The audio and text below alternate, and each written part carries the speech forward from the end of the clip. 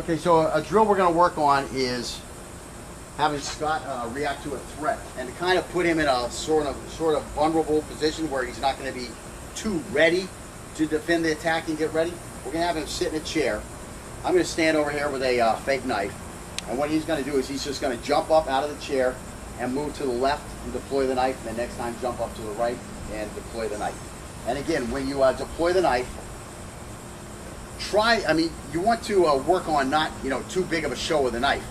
You want to make it look like, hey, I'm cool, I'm relaxed, I've done this before. So just take your time and be nice and smooth like that stuff. So again, I'm just going to tap on a board, and that means the attack is coming or the threat is entering the area. We're going to stop, stay back. Okay, that was fine. That was more than fast. And again, this blade right here isn't really made for centrifugal openings. He's doing a good job on it. He's worked on that before. Again, centrifugal openings, that's something you have to work on a lot. And I would definitely say start with the trainer knife if you haven't done it before. That's basically about all you can do, unless you have an old knife that's just not really that sharp. What I used to do is I do strange stuff, okay? What I used to do is when I would drive to work and come home from work, I'd do 500 reps with my knife, or as many as I could get in the amount of time it took me to drive home. And I would do it with my right hand and my left hand, that type of stuff, until I got good at it. I still do that every now and then. When I'm driving home, I just start popping that knife, popping that knife, popping that knife. And again, that's my maintenance. You have to do maintenance on this stuff. I mean, if you've never learned to do something and then not done it for like 6 months or a year, and then you go to do it and all of a sudden you're a spaz, you can't do it, you don't know what I'm talking about. But if you have worked on something and you keep working on it, you're not going to have that problem. But for anybody, it can happen. You do something, you do it good, you haven't done it for 6 months, and all of a sudden you don't do it quite as good. And it could be that was your 1 in a million day, and you will wish that you had done it at least once a month during the past 6 months. So that's what I always try to do. I always try to do something once a month. Like on the first of the month, it's time to clean my weapons. I got to look at my knives, I got to look at my guns, and just get some fresh oil on them, nick off any stuff that doesn't need to be on them, and get ready to go. So then with this stuff, with the knives, once a month in my car, I'm popping that knife a little bit, that type of stuff. Shooting, you got to go shooting, or at least dry fire on a regular basis, that type of stuff. So again, this is a skill that can definitely diminish if you don't work on it. Okay, so we'll try that again. Going to the same side.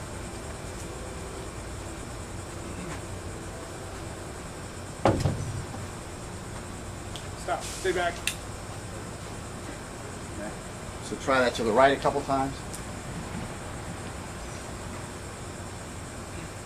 And what I'm doing, I'm just walking towards him from about 15 feet away, and he's getting ready in plenty of time.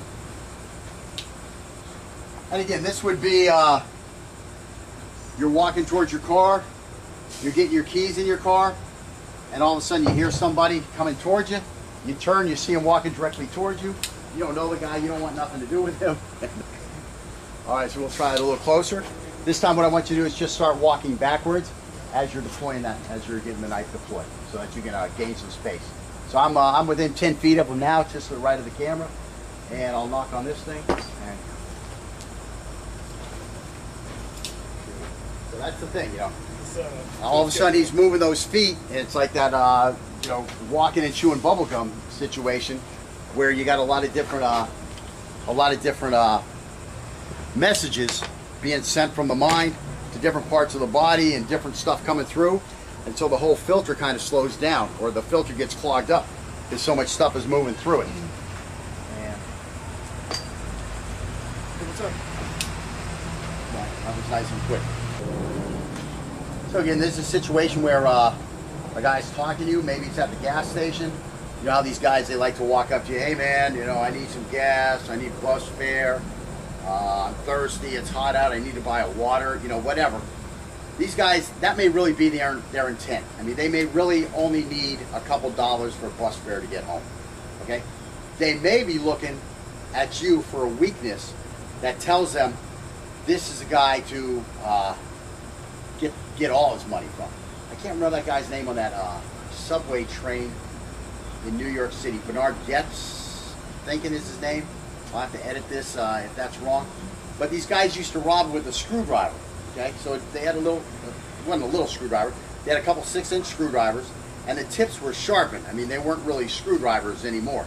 They were fashioned into weapons to punk people with. And what they would look for is a guy who looked all timid and passive and all this type of stuff, who probably had a good job and probably had, you know, 10, 15, 20 bucks in his pocket. And these guys were going to come up with their stuff and not actually rob him. They were just going to present a threat and then ask him for his money and let his mind do the math. And of course, in his mind, the math was, I better give these guys money or they might poke me with one of these screwdrivers. So that's what these guys would do. So they would do this to Bernard Getz, and you know, he's getting robbed. Okay, that's basically what's happening. He's getting robbed. Until one day he went out and decided to buy a gun, and then he shot them all and gave them what they deserved. I don't know if you remember that case, an interesting case. So anyways, here we've got our man Scott here, and here I come up with my screwdriver. And when I present the screwdriver, okay, the first thing you want to do is, you know, anyway, right, stop, stay back. And again, if I come at you, these are going to be fingers right in the eye. So again, stop, stay back. Now you've got the left hand back, so they can't really see what you're doing with this left hand turn. And before they know what's happening, as you step in your stance, this knife is coming out, and hopefully you get flipped over nice and neat. And again, this isn't, you know, this isn't the knife that he's going to use. He's going to use a different knife. I mean, you know, an Emerson Open is going to come out open automatically. You're not going to have to play with it. He's playing with this knife. He's never really, I don't think you've played with this knife at home. Have you practiced with it at all? Okay, so he hasn't really practiced with it that much. This isn't his knife at all that he's done, you know, 1,000 reps with, etc. So he's working his way through it. So we'll see how he does. Go, man, you got some money involved? I just want to get those 2 steps to flow. And I know there's a lot of thinking going on. Where's the knife? Where's the knife while I'm moving? So again, that's why you need to practice this several thousand times along the way. Okay, you got some money involved? Now that was pretty quick. He's only done it a couple times. Scott's a pretty good student. I know he does work on some stuff at home, which is good. You want your student to work on stuff at home a little bit. And then you got $5 for him? Just try that stop, stay back. See if you can do 3 things at once. Stepping, he's trying to step, he's trying to get that knife deployed, and he's trying to think through a process. Now again, we say that stop, stay back, because if there's somebody standing over there, he's saying stop, stay back. So what is he? Is he the aggressor, or is he the guy on the defense? Well, obviously, if I look over and I hear him saying stop, stay back, well, what other, you know, what other supposition, is that a word? I don't know. Can I come up with? I don't know. What other, I mean, to what ends can I, you know, think is happening other than this guy who already has the stuff out and this guy who's moving away? Well, this guy has to be the guy who's in trouble. Okay, so, oh man, I need that $20. Stop, stay back. Okay, so let's try it a couple times. Just move to this side here. Again, you're moving away from the knife. Moving away from the knife is good, but as we see later, he's actually moving into my my center of attack here, where all my angles of attack are going to be. So it's not the greatest thing, but we're just going to work at both sides, because like I say, you need to work all different sides. Go, man. Let me get $5.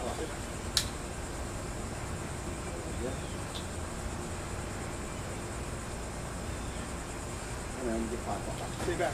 See how I had to turn? See how that was much more the way I had to turn? I had to come way over here to get back on him.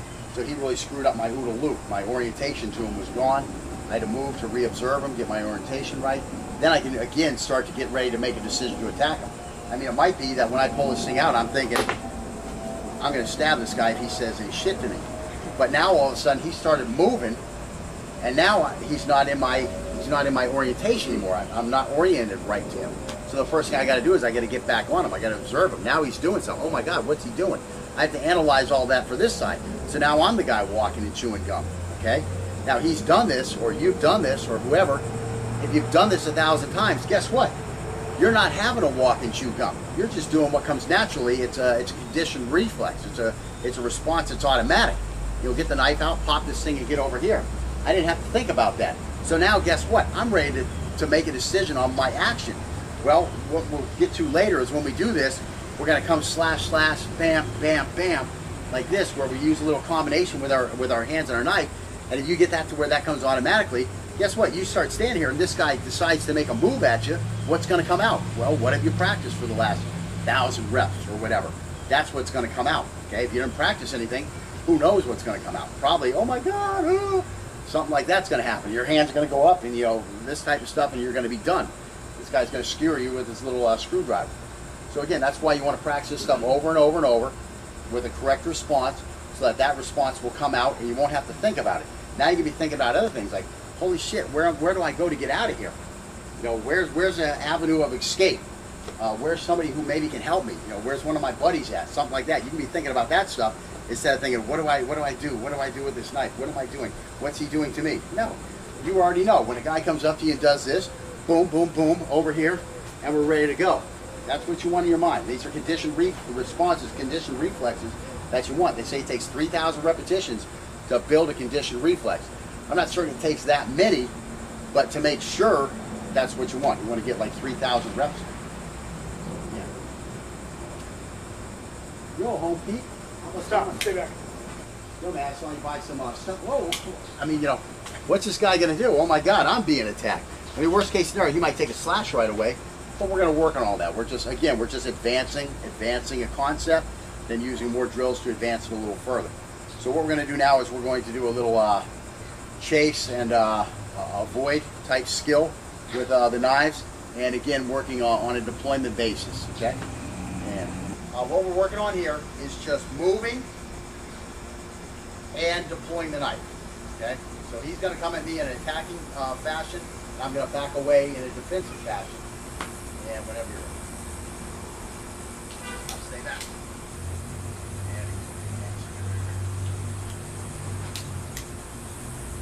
Again, what we're going to do here this time is I'm going to say to stop, stay back. And we want to come with a technique where you're going to come across on a 3, a 4, stick the hand out, then a 5, and then one more time the hand out. Finish. Okay. And again, whenever you're ready, stop, stay back. Just try to get the hands moving like that. Just go slow. Here, let's just look at it one time. So you get it deployed. Now it's going to come up here on a 3. 4, come all the way back in, the hand goes out. A 5, and the hand goes back out again. That's it. So we're trying to get the hand moving with the knife, and again, we're practicing this with a training knife, not a real knife. Getting the hand and the knife moving into the same areas at the same time is something you really want to work on. It's very critical during a real knife fight, and it's very critical that you develop the skill to get that empty hand out of the way of that blade. Hand, 3, 4, hand, 5, hand. So 3 hands, 3 angles with the blade. Now, and also a stop, stay back. Stop. Stay back.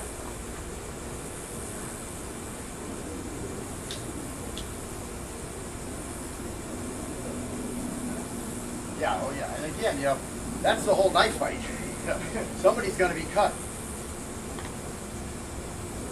Stop, stay back.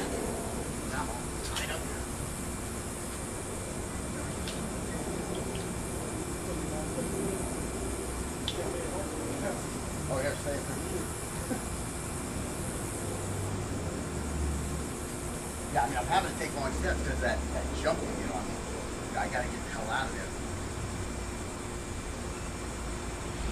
Stop. Stay back. Maybe I should stab in there or something.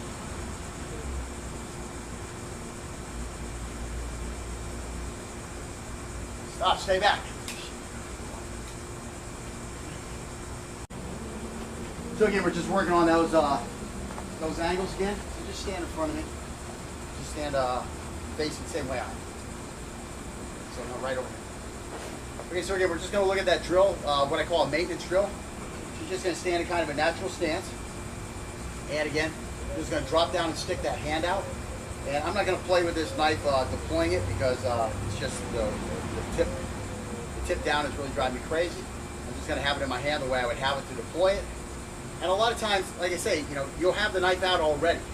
There's nothing wrong with walking down the street with a legal sized knife in your hand. Typically, you're looking at about 3 inches, 3-inch blade. This knife is legal for me to walk around with down the street, like that little native I have. It's legal. The Endura is just barely inside Florida statute. It's legal for me to have that knife in my hand while I'm walking around. It's folded. It's not out. It's not a weapon right now. That's legal. I can walk around with this in my hand like this.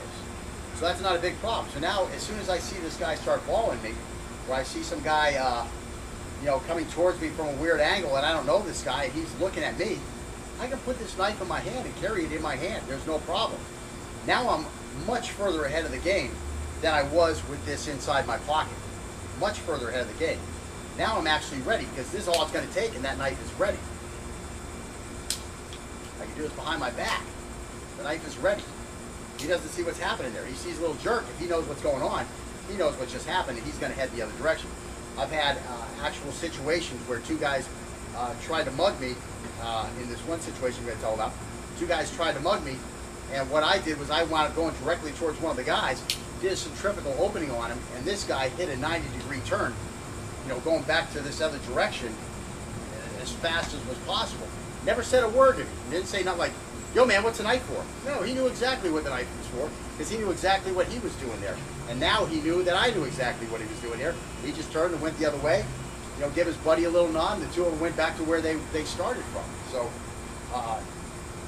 you know, if you're confident, you can show a guy you're confident, you know, that's going to help out. Now, of course, if this guy's a real thug, he don't give a shit about my little display. He wants to see if I can back it up. And, well, then you've got to have those skills to back it up. That's why I'm saying, I remember early on in my martial arts career, like in '79, I had this Taekwondo instructor, a Ken's Taekwondo instructor up in New Jersey.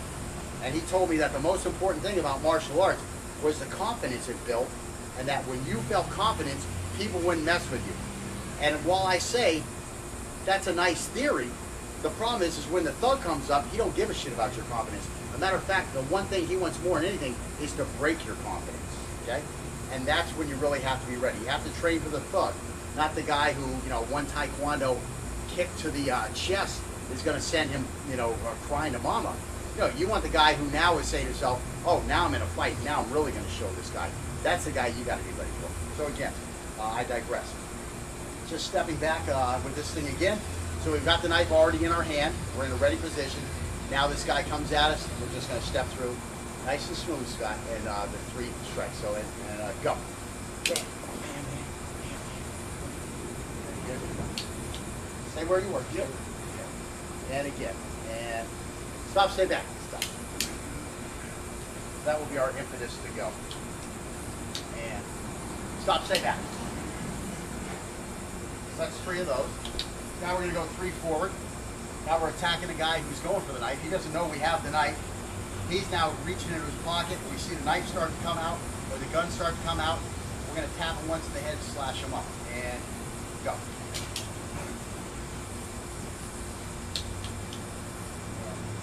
Attack.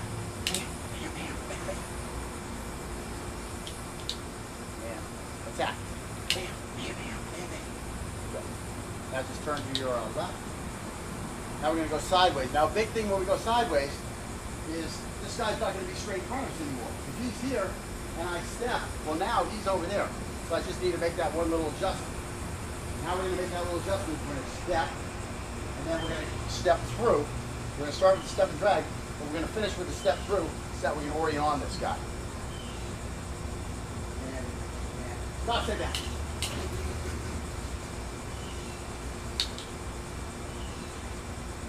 Stop, stay back.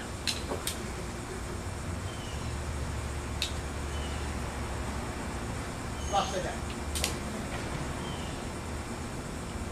Now we're going to go the other way. So the same thing. You step with this leg first. And now we're going to do a double step to get back into our proper orientation with our feet. Not always necessary. I mean, if you can get this knife open pretty quick during the first stop, stay back, like here, I've got it open. So as I can just start doing my work here, or I can try to clear a little more distance with the step through. That's 2 different things you can work on. And the first time we're going to do it with just do step and drags.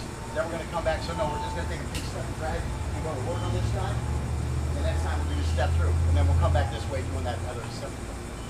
Okay, so again, stop, stay back.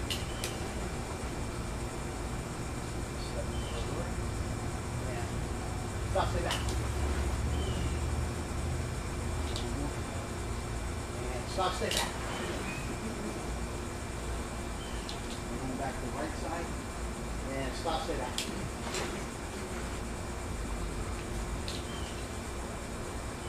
Stop, stay down. Yeah.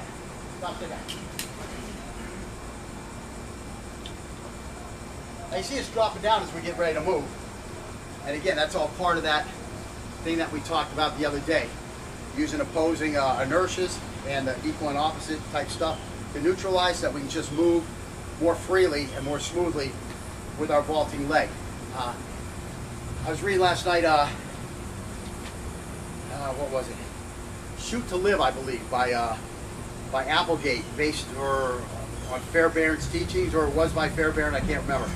But I was reading through that, and they were talking about a situation where they came into a criminal hideout type thing, and they knew that there was going to be gunplay once they got in there, right? They knew there was going to be gunfire.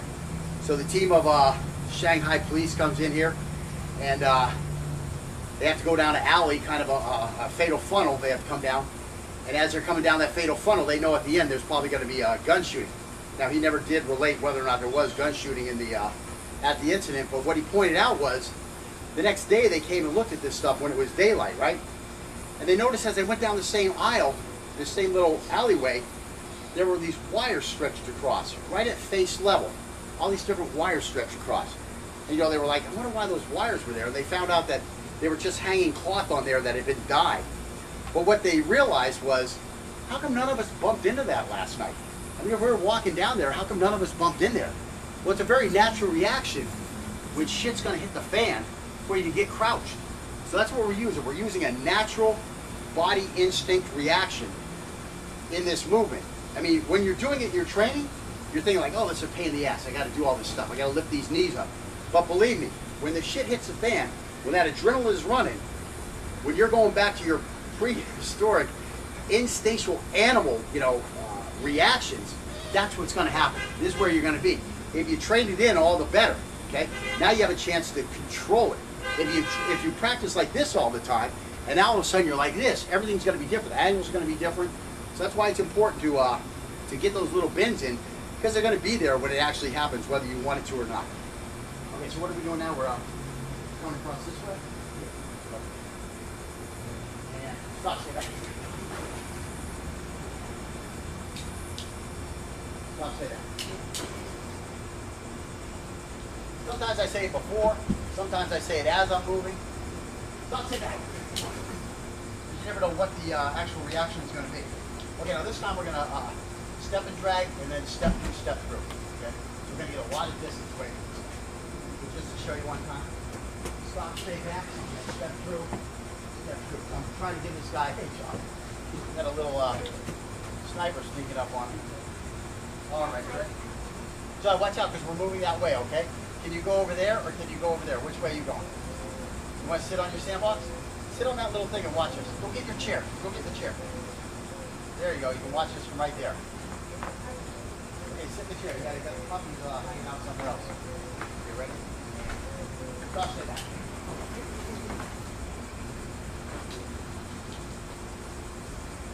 And stop, sit down.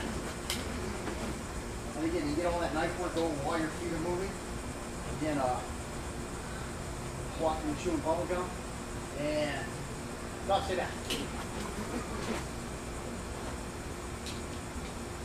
All right, so we worked through a couple different drills, skills, and Scott's coming through them real well. He looks good. He's moving good.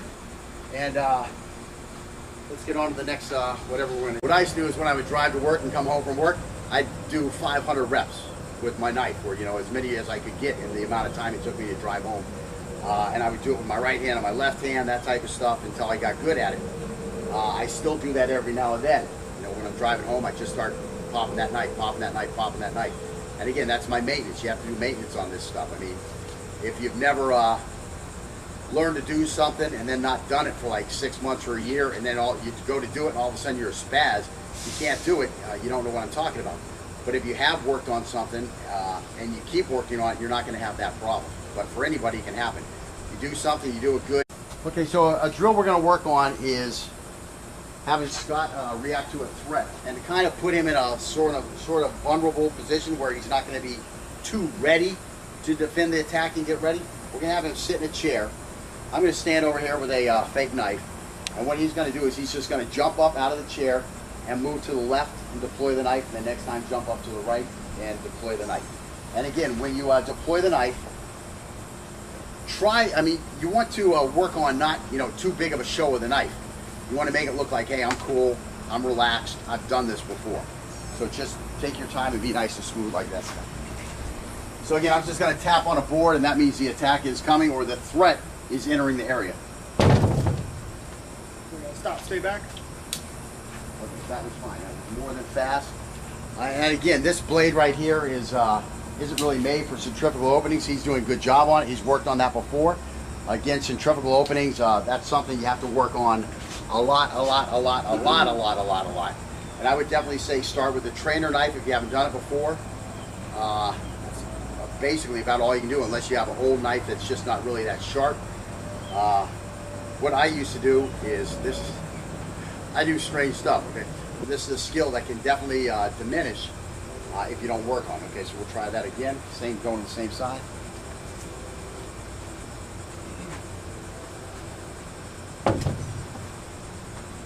Stop, stay back. Okay. So try that to the right a couple times.